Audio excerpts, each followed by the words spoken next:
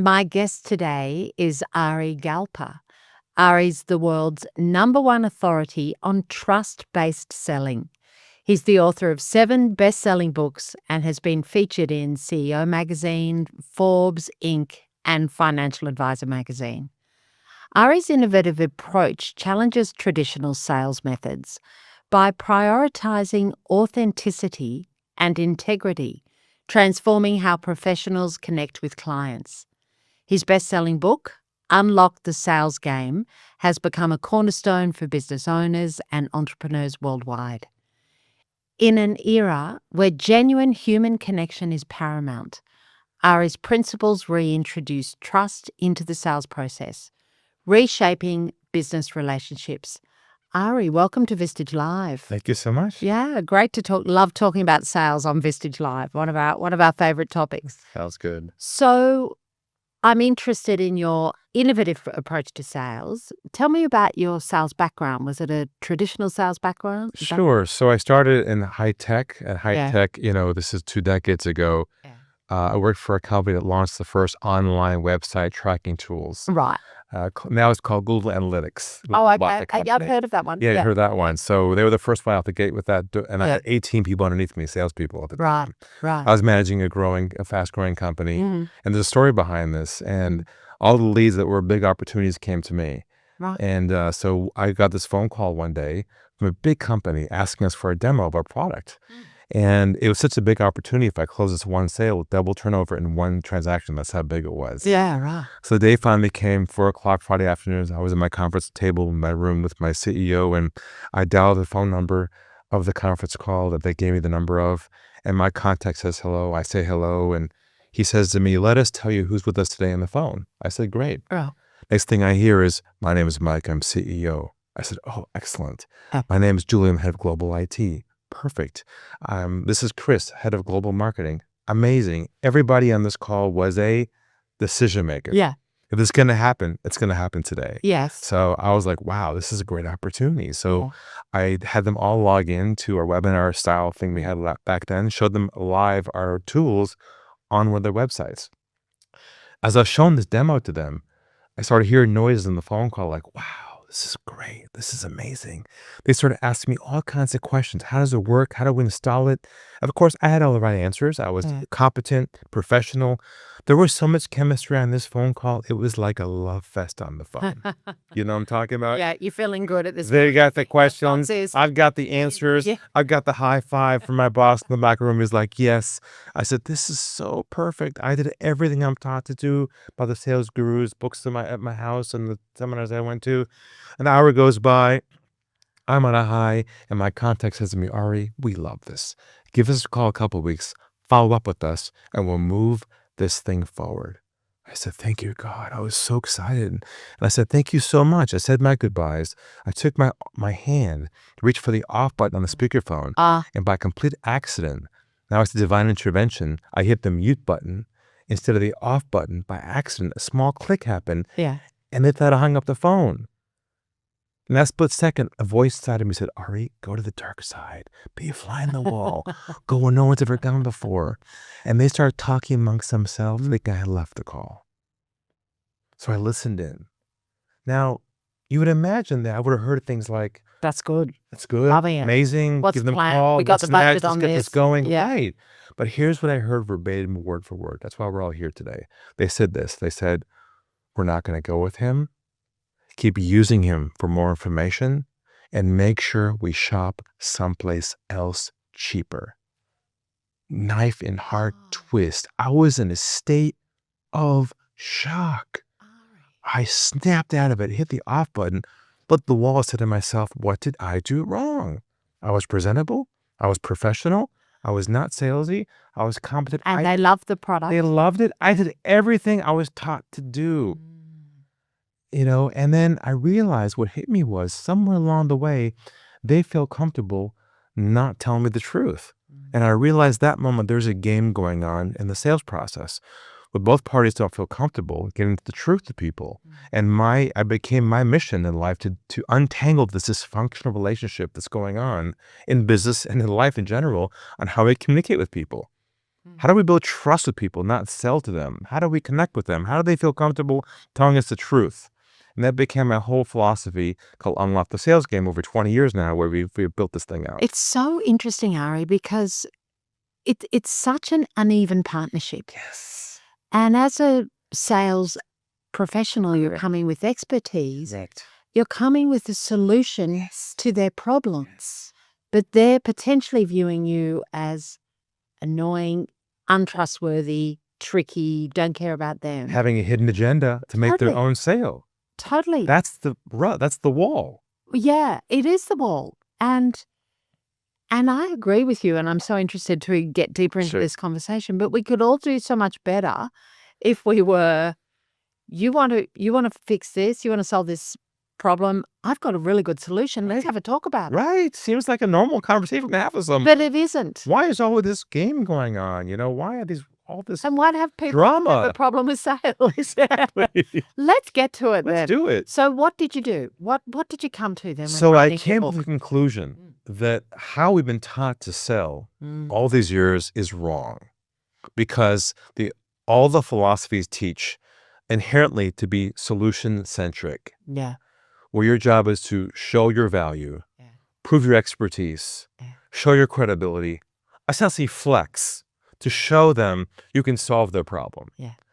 What's not relevant and what's not visible here is how to focus only on their problem, because the irony of all this is they don't really care about how you solve their problem. What they care about is, are you the one to solve it or not? Yes. That question has to be answered first before you get into your solution.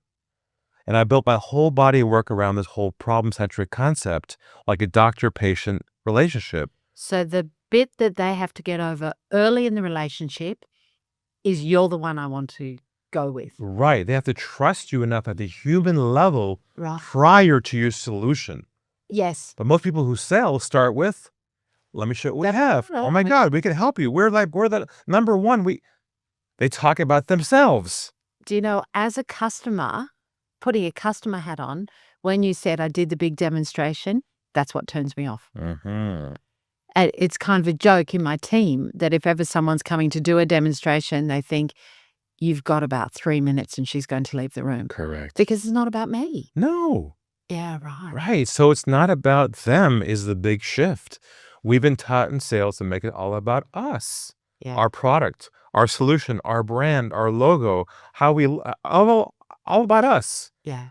Our whole shift is, it's not about you. You're not relevant here. It's about you facilitating their ability to trust you, open up to you, be vulnerable with you, and eventually ask you this question: how can you help me? That takes pause, centeredness, and calmness to get that stage with someone where they say, how can you help me? That's hard for people who sell, because we're taught to engage, create momentum, move them forward, and build a relationship with people prior to the sale, which we'll talk about as well, why that's a problem. And we can also get to it, but that's how we manage our sales teams. What are your numbers? What's your prediction? What's the probability? How are you going to finish this month? Because that's asking about the salesperson. Right. So all those questions are missing one important question, which is, to what extent have you built trust with them? Yeah. Most sales management or managers don't even understand how to even understand that concept. They measure activities and behaviors based on movement in the CRM system. First Totally. meeting, second meeting, Totally. close percentages. That has nothing to do with how much the clients trust you. Do you know, I think back to my early sales VP days, and the team coming back from a meeting and saying, they love me. We got this. They love me. And it'd be, well, of course they love you, but what's happening? Yeah, but also that we got this because they need it. That's the other mistake salespeople make, don't they? My solution's so good, they need it. That's making assumptions. That's the first mistake that most people in selling do, is they assume the opportunity is going to happen because there's a fit. That's right. And then what happens is a rude awakening happens when the other person says to them, I want to think about it. You're like, think about what? Yeah, what's wrong? You're a perfect fit for us. We have the answer. What do you want to think about? That's code for I don't trust you yet. Okay. Tell me more about that trust building there. Okay, so that's the key element here is it's a brand new skill that most salespeople and sales leaders don't even understand themselves how to implement inside of a company. But it's a conscious effort to do this. But it's about first stage is a mindset shift. Shifting your thinking away from selling to more of a doctor-patient construct, where you're the doctor and they're the patient, right? You're not the pharmacist. You don't dispense the medicine. Yeah. You diagnose the problem first, Yeah. but not just qualify them. You unpack it, what I call going down the iceberg with them using trust-based languaging. So I developed a whole set of languaging that's not fact-finding, it's trust-building instead, where you unravel, help them unpack, and even do a cost of an action. Help them build a business case for why the problem is costing them money. Yes. Then you ask them, is this a priority for you to address once and for all? They have to own it first before you have permission to talk about the solution, which is hard because the sales we're taught to engage, build momentum, move them forward, create chemistry. Show how smart you are. Yeah, show them, hey, we got our stuff, we got this. That's the last thing you should be doing. That breaks trust. Right. Because it's commoditized. Everyone else does the same approach. Well, that's right. And that's when they're going to say, great. Well, your people didn't say it on the call, but they said it afterwards. Yeah. That's We'll fine. look That's fine. I'm elsewhere just shopping around. and we'll compare you. Yeah. It's like going to shopping to the Woolworths and saying apples against apples. What's the difference? Yeah. The song is the same way. Yeah. They're the same CRM software. What's the difference? So, but the whole big idea here is this. In a commoditized market that we live in right now, your differentiation no longer is your offering. It's your approach. If you hone in on just mastering a different approach, that's your difference to the market because you're commoditized. Others sell what you do. So your differentiation isn't your offer or your years in business or your technology, because others can say we have the same as them. We're even better. the way you sell. It's how you approach them. Okay. The languaging, the process itself tells them, wow, they're so different. The way he is with us, how he's speaking with us, making me feel like I'm important. It's not about him. Because the decision to buy is usually emotional first. It's intellectual last. So, do you know, I know that when I hear, through all the years, when I hear a salesperson on the phone that has done well, it's when they hang up and say, they said, I haven't spoken to anyone like that before. That's positive. So I'd love to explore with you, Ari, the language and the process. So let's start with the language. Let's do that. Yeah, how do you do that? So our construct we created is called the one-call sale. That's kind of the frame. All right, you've got me already. Yeah, everyone's like, how do I do that? You know? So when I say the one-call sale, I don't mean it's signing contract in the first meeting, obviously. What I do mean, though, is a commitment to your process to schedule a next step on your calendar. Yes. To onboard, essentially. Yes. Okay? Yeah. So how do you do that? So let's just say you have a sales team and they have leads coming in and the first meeting starts on a live Zoom call, for instance. A first get to know someone. Yeah. Usually those calls start with, oh, hi, nice to meet you. Where are you from? How'd you hear about us? I love your shoe. They try and build rapport, which is bad because they know it's fake. Yeah. So here's how we do it. They show up on Zoom. First thing you say is, nice to meet you. Nice to meet you as well. That's it for chit chat. Yeah. Then you say this. If it's okay with you, if you wouldn't mind, take a step back for a moment. Walk me a bit through your background, your situation, up to your current challenges you have right now with your business, and we'll go from there. Would that be okay with you? Take your fingers like this over your mouth. Sit back like a doctor. Go like this. Train yourself not to talk because you have to physically stop talking. It's very hard for people to sell because they want to share. They're excited. They want to engage.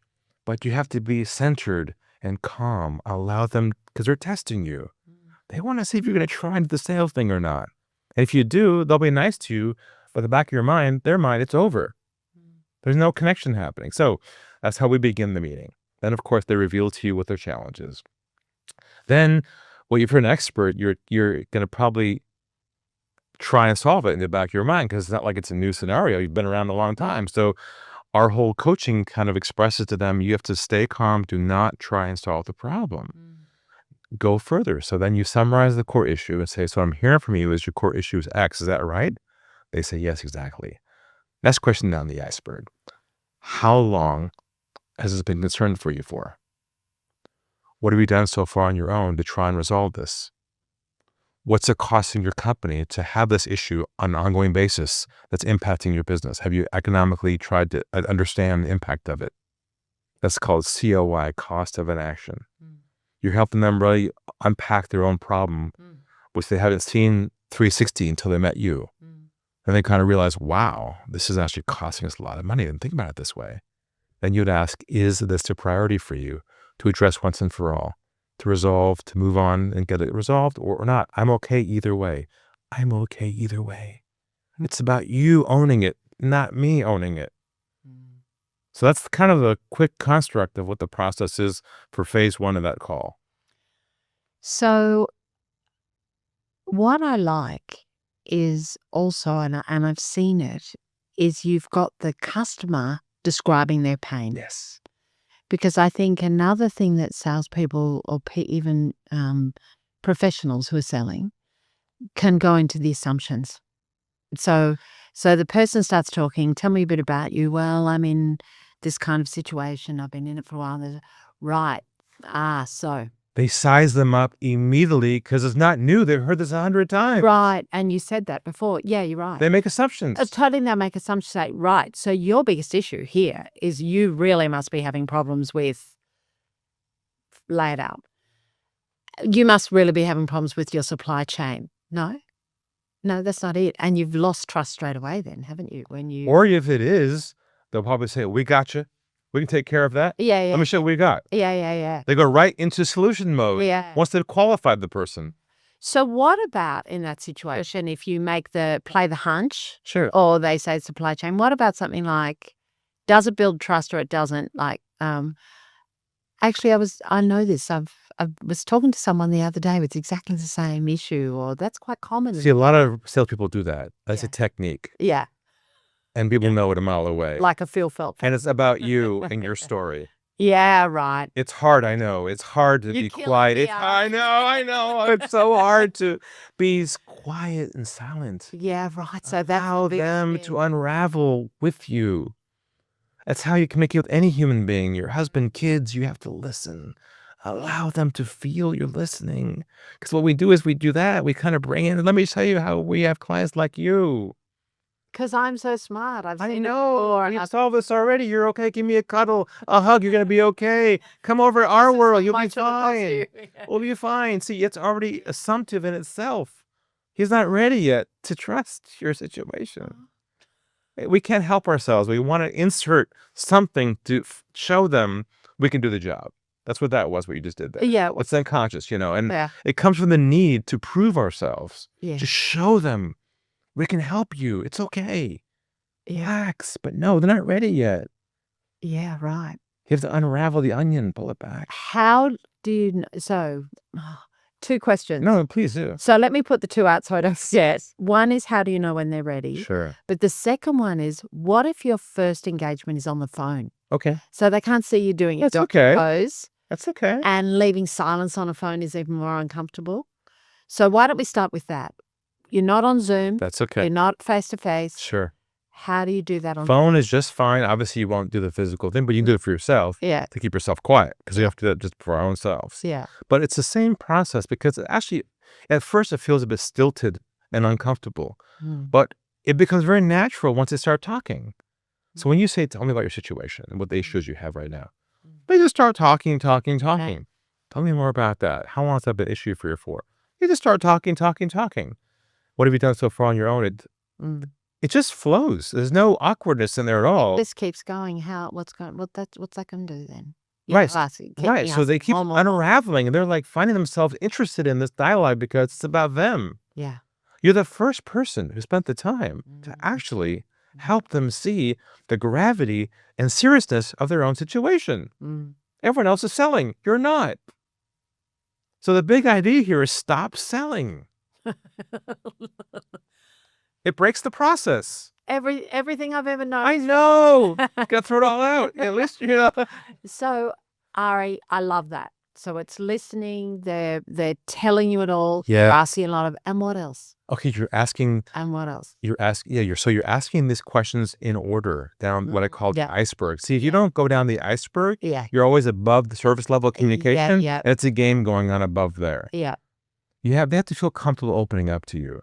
That requires calming down, staying calm, having these questions, and allowing them to really understand the gravity of the situation. Then you ask at the end, is this a priority for you?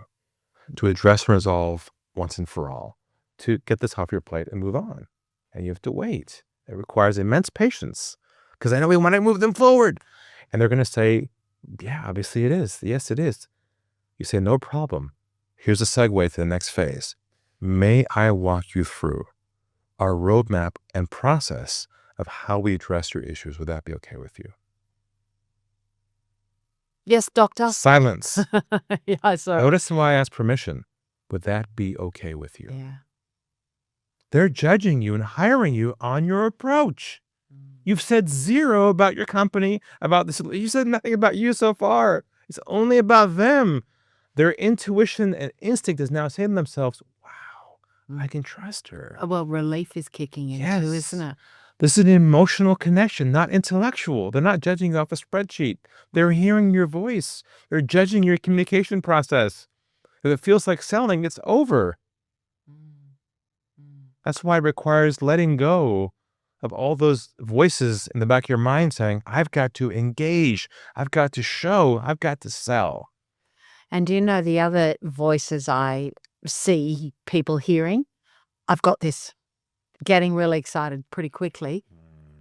He's going to buy it. He's going to buy it. That's called the hopium drug. The hopium. It's where you get all this hopium excitement in your body. It goes, oh, this is perfect. They're qualified. They're multinational. Commission time. Yeah, I got this. You lost them right there because you lost being present with them. Yeah, because it's getting too... You got to stay inside their world. That's the key. That's so hard for us. We want to think about our goals, what you want. It's so hard to be present with people because we want to go where you want to go. But you got to stay with them. The minute you break from them, it's over. Yeah. It's very delicate. It is delicate. So, would it be all right if are you open to me telling you? Love it. May I walk you through our process and roadmap for how we go about addressing your issues? And remember, you showed them zero so far. Yeah. They're obviously going to say, sure, Oh. obviously, because it feels right now. Yeah. Then you walk them through a process of how you go about solving the problem, not your demo or your solution or your pricing, but or your background. Correct. Nothing about you. It's Not your about you. framework and process model. Like you might say, look, from here, we have a 4-phase process. Phase 1 is we do a discovery phase. We meet with you and your team. Look at and we interview your people. Look at your economics. We do a deep dive.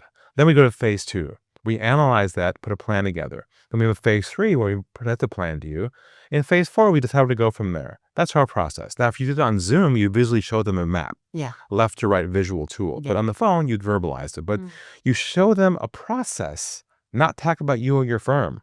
It's a meta step prior to the pricing. Everyone misses that. They go right to, oh, let me show you what we do. We have all the services. We can do this. We can do that. And it's what it costs. It's over. You broke it right there too because you're missing. See, they need to see a framework from you to have confidence you will not drop the ball. Structure equals trust. Complexity equals distrust. It's got to be simple and easy for the human brain to comprehend a step-by-step process. Now, what about the idea? This is my personal sales clinic with you. Dale therapy. Yeah. Let's go. I'm going to be so good after this. What about the idea of when to kind of alleviate their pain? You don't want to do that too early either. What do you mean by alleviate? Well, okay. So if they're saying, I'm really struggling with this issue. Sure. I guess it's a similar of showing you as too early if you say, well, here's what you could do about that. Kind of consult. But we're not saying what to do about how to solve it. We're saying here's the process for us to figure out how to solve it. And so I guess I'm agreeing with you that it's so important not to jump into any Do not attempt to solve No. their problem, which I'm is just- so thank you. hard I need because you to say it. we live inside our world of our solution every single day at work. All we know is our answers. And we feel like our obligation is to provide those answers to people. Yeah. But if you do it prematurely, the process, you Yeah. break trust. Right. And do you know, isn't that interesting? Because I think, again, professional selling think that that's creating trust and creating credibility. That's the word I'm after. Good. Here's the thing. Credibility has been commoditized. Go on. Everyone else has credibility. They have websites. They have been around for a long time. You don't win there. It's over. That's all ever been used. Yeah. What's left is untouched is trust. They're not going to hire you because of your credibility or you're with a big firm. They know you're trying to sell them something. There's no emotional connection to your brand. You feel connected, but not them. So the idea of credibility in self no longer has value. That's really It goes down to like you said, the one-on-one dialogue with you and that person. Do they trust you as a human being first without having a hidden agenda? You have to be agenda free, which is hard for people because it requires letting go. Well, your head's going because also as a salesperson, I don't even know what date it is. Wherever we are in April. April's a bad month. We've got Anzac Day. I've got to keep going. I've got to keep going. All that's in your head. Yeah. So how do you coach salespeople to, I've seen the lovely technique of the sitting back, Sure. but how do you coach salespeople to clear their mind and build trust? Okay. So we have a transformational process around this where we coach sales teams to let go of their need to prove themselves. Yeah. That's people say to me, tell us about your program, Ari. I say, it's not a program, it's an intervention.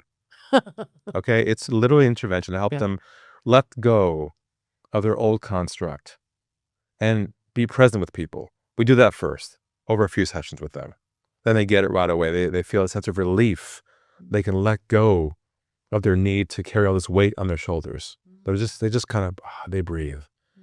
Then we help them with the languaging and the process for how to engage. This could be outbound prospecting, inbound leads, even marketing. We have a whole approach around marketing as well to build trust in the sales process also. Because the big idea here is you differentiate your company from your process itself, not your solution, which is hard because companies operate off a product.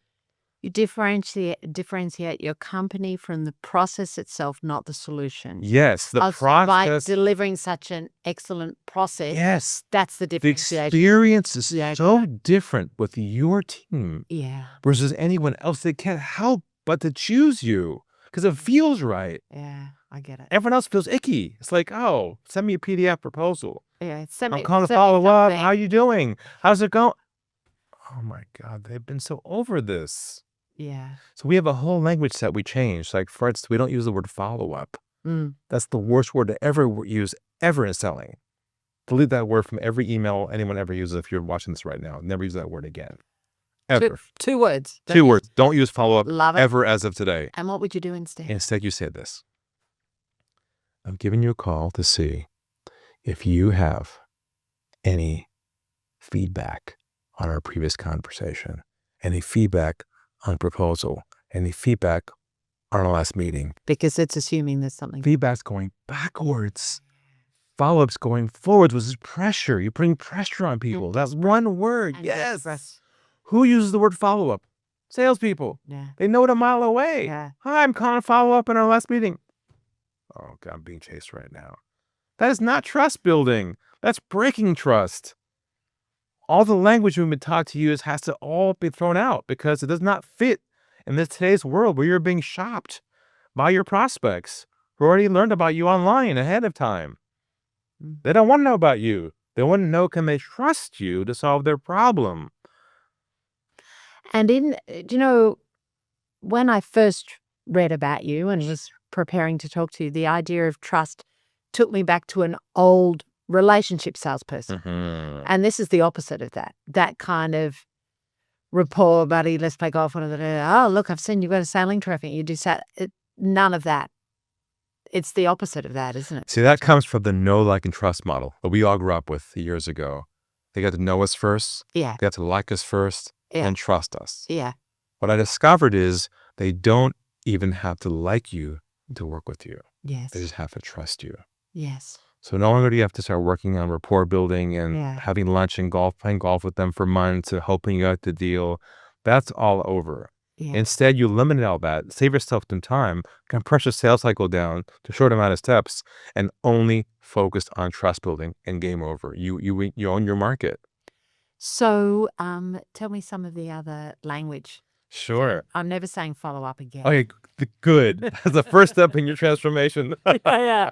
Transforming There you right go. before your eyes. Yeah. The next big idea is, like typical close on a call with someone, let's move forward, or you want to sign. Next steps. Classic, they hate that. So here's what you say instead. Where should we go from here? And allow them to step into the next step themselves. Or here's another one. End of a call with a new prospect. Typically it kind of goes like this. They say to you, oh, thank you so much for your time. Thank you so much. And they say, I would like to think about it and give us a call in a couple of weeks. And the person says, sounds good. Nice to meet you. Enjoy your day. Goodbye. And they end up chasing these people, chasing what I call ghosts. Yeah. Like a cold vibration. Yeah. So instead, what you do is, if the conversation goes well, there's a connection there and a problem there, I have a languaging to segue them from that end of that call to a scheduled meeting on your calendar. If they're off your calendar, you're in trouble. You're chasing them. Yeah. You got to keep them on the calendar every step of the way. Here's how you do it. Call comes to an end. So far, so good. You say, I was just thinking, would you be open? Keyword, not interested. Would you be open to us scheduling time to meet up again, to brainstorm some different ideas together, to think through your situation some more, and take it from there? Would you be open to that? Usually, if they're qualified and there was a good conversation, they're going to say, sure. Yeah. As opposed to, I'll call you next week and follow up with you.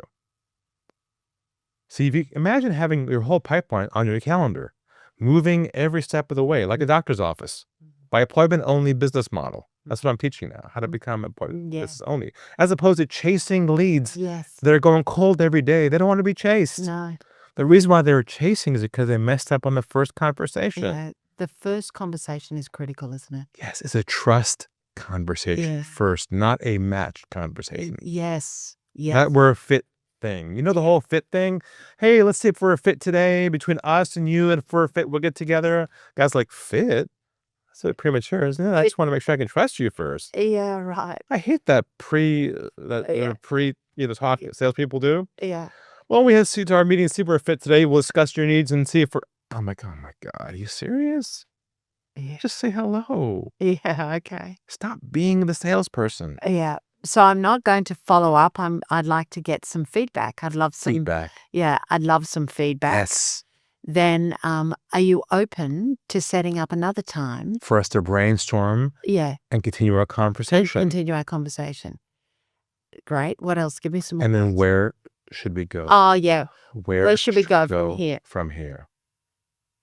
That's another key phrase I developed. I have every single scenario ever imaginable in a cheat sheet with language next to it. Yeah. Voicemails, outbound cold calls. We even changed that as well. So how do most outbound cold calls go? Phone rings. Salesperson says what? Hi. My name is. I'm with. We are a. And the person's like, it's over right there. Or worse for me, if someone phones me. Hi, Stephanie. It's Ari here from so-and-so. How are you today? Oh, I get it all the time. Annoyed. That's the worst. I don't even know who you are. Right. How are you to ask me how I am? I've had a terrible Halloween. Sure.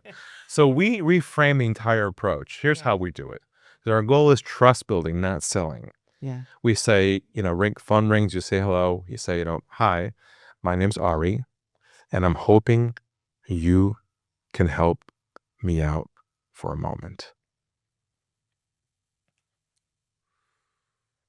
And they're going to go, he sounds safe. You're not trying to sell me anything. Could be anybody, maybe a client. I'll say, how can I help you? That's called a two-way dialogue at hello, without creating the walls to go up, pressure. Yeah.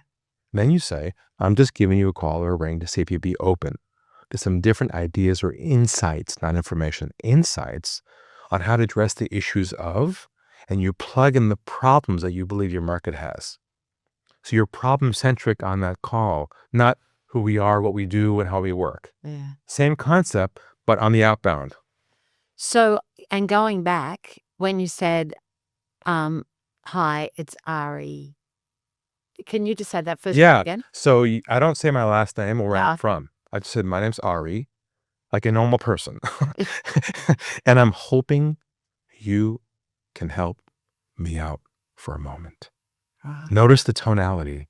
I drop my voice at the end. Right. I don't say, I'm Okay. hoping you can help me out for a moment. Yeah. It's over there. They can feel the pressure just on your tonality alone. You have to drop your voice so they come in to save you. They say, how can I help you? That's bonding and hello. That's the dream come true for salespeople. Then you say, I'm just giving you a call to see if you'd be open to some different ideas and insights on how to address the issues of, and you plug in the problems you help people solve in your market, which you know they already have. There's so much here, Ari. And I'm mindful that when I look back at this episode, I think I was a bit giddy because you said simple things that have changed some fundamentals about how salespeople have been operating for a long time. And salespeople at all levels, outbound phone based, big, complex contract sales, professional services. So I think it's really, really interesting. And what I've taken from you is it's about trust at the beginning. And it's not about credibility because everyone's credible. Not about value either. It's not about value. Stop delivering value up front. Stop doing free consulting. Yeah. Stop doing free education. Stop giving. Yeah, right. And stop stumbling over, if your name is as long as mine, by the time you get out Stephanie Christopher, it's sort of already time's up. Sure. I mean, I think there's so much that people can learn from you. I've had so much value from this conversation, and it's just been a pleasure to meet you. Ari, thank you so much for joining us on Vistage Live. Pleasure. Thank you so much.